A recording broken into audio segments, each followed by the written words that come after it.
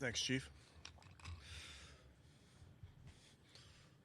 Okay, obviously, great opportunity at our place, division opponent, second time around seeing this team. And like we've talked about all week, we have to go play our best football, have to do all those things in a game as an offense, defense, special teams that give you a chance. So have worked very hard this week and put in the work. And then Sunday we get to go do it in front of our fans, and that's the exciting part for us. So with that, I'll take any questions. Denzel, did he just come down with this illness today? Yeah, that was today, so I don't really have an update just yet. What week was that today as well? Yeah, just felt something early in practice, so did not finish. You know, and if Alex will go on IR? I do not believe we'll put him on IR. Not Denzel and Dom Jones. Yes. Be the guy. What have you seen from? Yeah, he's played some meaningful snaps for us. We trust a lot of these young players, and certainly would put him in that category. Dom is a guy that goes out, knows what to do, plays to his strengths, his physicality, his length. Tyson, how have you seen him? Obviously, but if Denzel can't play, Tyson becomes the most experienced guy back there. Just how have you seen him kind of settle in over the last few weeks since he's been? Yeah, I've been very, very impressed with Tyson, both on and off the field, just how he goes about his business, how he works, how he fits in with his football team off the field. And then on the field, I just think he's played so physical, plays the run game, has made plays in the back end with the ball in the air. So I've been very impressed with Tyson. Malik can't play. Mike, I think, only played 3 defensive snaps last game. Are you guys going to up his workload potentially? Yeah, he's certainly doing better and better every single week, every day. So he's ready for a bigger workload for sure. Can you just talk about how well Malik has been playing for you guys this season? Yeah, Malik's obviously, I think, playing at an extremely high level. Big part of our success up front, both in the run game and in the pass game. Mary Kay, just how disruptive he can be, defeating blocks one-on-one. I think he runs games really, really well with all of our guys. So he's been a extremely productive player for us. How much does that, Malik can't go, how much more does that put? Does that put more on his plate? Well, I'm not ruling Malik out just yet. So hopefully, yes. But in that scenario, we trust our guys to step up if they get a bigger share of reps and those type of things. But Mason similarly has done a very good job in a bunch of different areas, and I think it's probably no surprise that he's got a guy like Malik that he can watch work at his craft every single day. Following up on that with Mason, obviously a lot of people just look at the raw stats, specifically sacks when they're looking at a defensive lineman. What have you seen out of him, maybe beyond those numbers that show the progress he's making Yeah, I don't know that anybody is only looking at sacks. If they are, they're not looking at the whole picture when it comes to defensive line play. I know around the league the importance is placed on pressures and is placed on their ability to affect the quarterback. And obviously when they result in sacks, that's ideal. But the ability to affect the quarterback is the most important thing that a defensive lineman can do. Just over the last 3 games, it really seems like the Ravens defense has just come alive, and the numbers are just off the charts. So just what kind of challenges are they presenting with the way they've been playing? Yeah, they're playing at a high level. Mary Kay, they've played really well, like you mentioned, but versus some tough opponents, some good offenses. They've played the run and the pass well.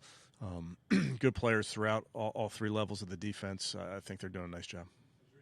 Zach Orr talked about placing emphasis on batting balls recently, and I think they had 12 or 13. I think 5 in the last game. Total pass defense last week. Just how do you combat that as an offensive, whether you're Dillon or the offensive line, how do you combat that? Well, I think philosophically there's different beliefs in how you rush the passer. Ask Coach Schwartz about, if you want them batting a bunch of balls or do you want them rushing the passer. So there's a give and take. We have Shelby, obviously, who's a master at it. So there's a way to rush the passer and have that innate sense of when to get your hand up to match the quarterback's hand. So been around a lot of guys that do it really well. Certainly, they have a group that's very aware, both at the defensive line level and at linebacker and safety level, ball aware, really good ball skills throughout the defense. A lot of games this year where it's one-score game, late third quarter, early fourth quarter, and unfortunately it just kind of unravels for you down the stretch.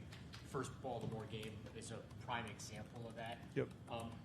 What's the teaching lesson there to your team, and just how do you get these games across the finish line so they don't fall apart later? Yeah, I mean, it's a 60-minute football game, so you have to have the mentality that you have to play your best both early and late.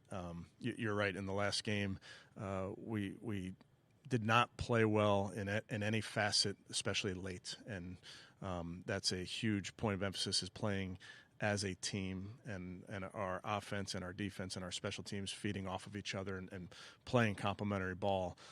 It gives you a chance in those games. We were talking to Deuce about Quinshon and the patience that he's shown. Is that something you guys really identified before when he was coming out in the draft, and how have you seen it shown up so far? Yeah, I think patience for a runner is so important, but I think it's also a bit dependent on scheme. There's certain schemes that are slower developing, quote unquote, where you have to let the blocking scheme develop. There's certain schemes where you're really on the move and you have a read in the zone game, if you will. So I think it's the ability for runners to have the patience when needed, have the burst when needed, burst through the hole and not to the hole type of idea in a lot of the zone running game, and then just being true to your read in some of the other gap scheme runs. Lamar is suffering from a little bit of a knee injury this week. Does that change anything in your game plan, your strategy, or anything like that? No, obviously a great player, Mary Kay, that we understand all the different ways that he can make life hard on a defense, both from the pocket making throws and out of the pocket making throws. Tommy was talking about that 4th and 1 yesterday. He told us he wished he would have run the ball. When you guys are going back through that stuff, is it hard to balance sometimes, like, hey, this was a good call that didn't work, versus we should have called something different here? Yes. I mean, it's the classic process over results. Sometimes you have a call that maybe wasn't a very good call and it works, and then everybody say, hey, great call, and sometimes a player goes and makes a great play, and trying to separate what your process was from the results. So the defense is going to win reps on given plays. It's just it's how it works. Now you hope on that rep that it turns into, sometimes it's 1st and 10 and you were looking to get this coverage, you didn't get that. Well, quarterback had to get out of the pocket and throw an incompletion, and it's 2nd and 10, and that's not the ideal. That's not what we wanted, but you got to tip your cap and say, okay, defense made a good call there. So there's so many times throughout that game and throughout every game and throughout every play call that you're just trying to think about the players and less so about the plays, and then also think about your process that got you to those plays and got you to putting the game plan together. That you guys made some tweaks to like the coverage teams during the game, but did you do anything else this week to try to shore up special teams? Yeah, we've looked at everything, Mary Kay. That's certainly a focus for us, is making sure we're putting guys in the right position. So certainly potential to move some guys around. 2 weeks post the bye, has anything changed with Shador's practice reps or his routine at all? No, he's doing a really nice job, including just now coming off the field with the red zone drill that we did. So continues to work very hard, doing a nice job in meetings, doing a good job in the field.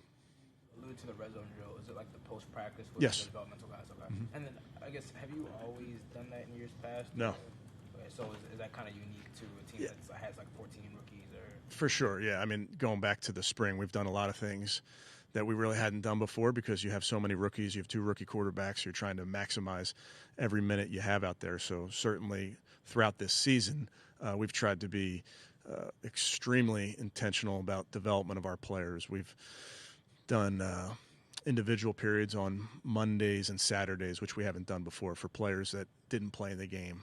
Just trying to add up all those individual periods, all those minutes of development with their coaches. I think it's just important with young players, and so you're not just assuming that they're getting better by sitting in the meeting room. You want to give them physical reps as well. For you, when you're not calling the plays, is the actual practice different? No, I would not say practice is much different. over the years, there's been practices where I don't radio the plays into the quarterback, so that's nothing different. Sean is good inside, obviously, finding those little seams, and just as good in space. How unique is that for a young player to have that kind of balance? Yeah, I'd say it's pretty unique. I think a lot of runners, Tom, over the years have certain schemes that they really like and want to get back to. I think of Adrian Peterson when I think about some of the things that Adrian, like give me this again, and runners like to see the same scheme, and that helps them as the game goes on.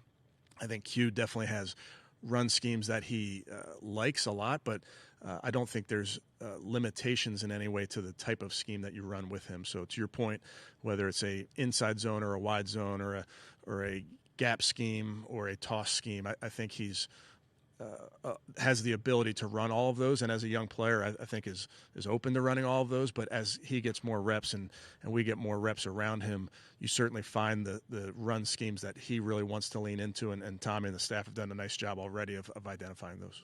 A major evolution, Kevin, in the running game in your time in the league, where it used to be they want guys to smash it up into the hole, and now you, like with Q, you give them the option of kind of like reading it and then blasting. Yeah, I think the game has changed in so many ways, and I think the run schemes have evolved. I think so much of the motion in the run game has changed up how defenses are fitting runs. Certainly the personnel groups have changed. There were years where you'd get really big and bring everybody in. There were years where you'd spread everybody out, and I think that's probably more true now of spreading people out than it was previously. But even having said that, there's a lot of teams that believe in bringing their receivers in tight to block all the safeties that you see down, and then you watch some teams that stay in a 2-by-2 and don't move and don't motion anybody and have success that way. So I think the run game evolution has been similar to the evolution of all offensive football, in that you're trying to just stay one step ahead of the defense, which is hard to do because there's some really good defensive coaches out there. So you'll make an adjustment to how you've run a play over the years, and then they'll make an adjustment to take that away, and you're moving on to the next scheme. So it's just a constant battle to try to stay ahead of them. Updates on the injuries for Winston Reed and DeAndre Carter, and whether like they kind of factor into potentially returning? I don't have an update, no.